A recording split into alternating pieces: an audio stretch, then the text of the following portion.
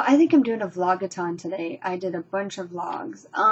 Some of my vlogs I did last night. I had to load them up because YouTube was doing maintenance, and I tried to load them up, but they didn't go through. So I had to send them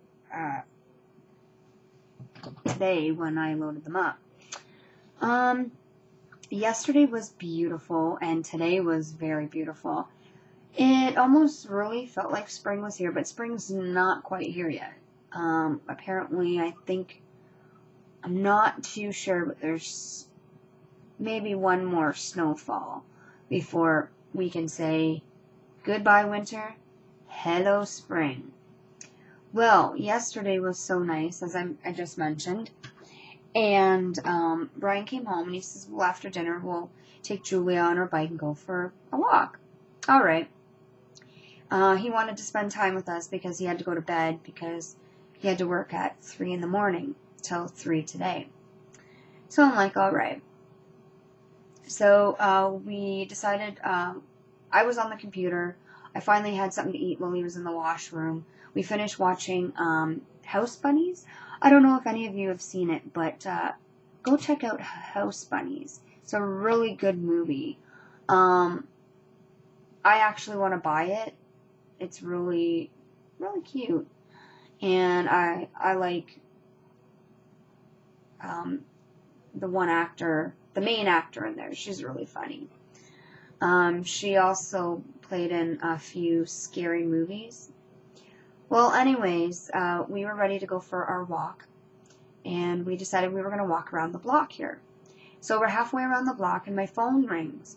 I brought my phone with me because I remember whenever you go for a walk, whether you're going just to a friend's or to the corner store or just for a walk, anywhere, always bring your cell phone because you never know when you're going to need it, if you're going to need help or if you can be an assistance to someone out there in the community or public to assist them.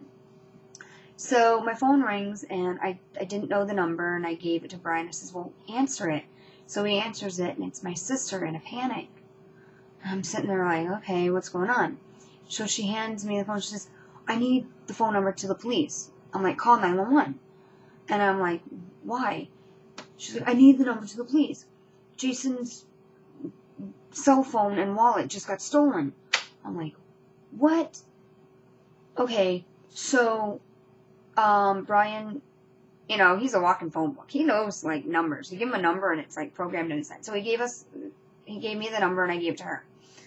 So, we find out, when they finally got home, we found out, what had happened was, Jason and Courtney were working.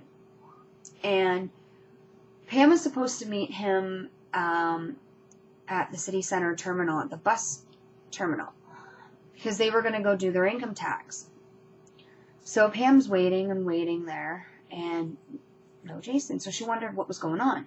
So she went back to work, and that's when she found out that Courtney and Jason noticed 4 teenagers, one who apparently had a skateboard. They came in, and I don't know how many of them ordered drinks, but they ordered drinks, and then I don't know how many went downstairs. Well, it's Lix's fault because when Lix first opened, and the first manager, they never put a lock on the staff room door. So the staff room door is open to, like, anybody could walk in. Now, that's one problem. The other problem is Jason decided to put his phone in his pocket and his wallet in his pocket and hang it in a locker without a lock. Pam has offered him to put his stuff in her locker because she has a lock. So, anyways, if Pam would have had stayed, none of this probably would have happened, but one of the teenagers went into the staff room and stole his change, his wallet, and their cell phone. They knew something was up. Courtney and Jason, I think, were talking to the other three, and they knew something was suspicious just by the way they were acting. And they said, "Oh, do you know that guy over there?" And they're like, "No, we don't."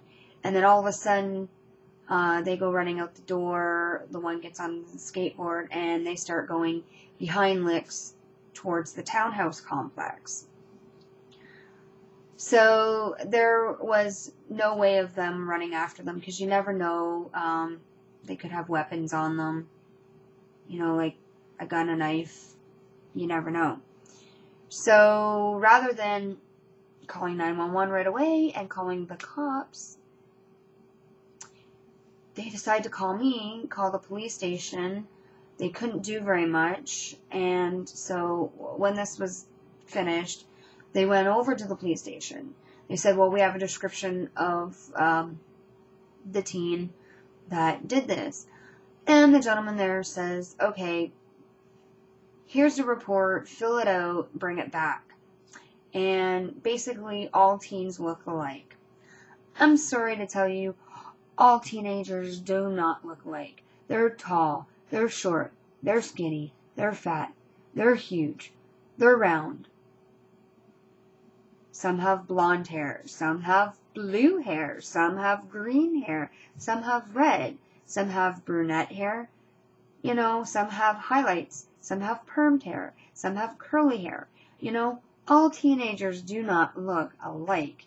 They wouldn't even give him the chance to describe the young fellow who so kindly decided to do this.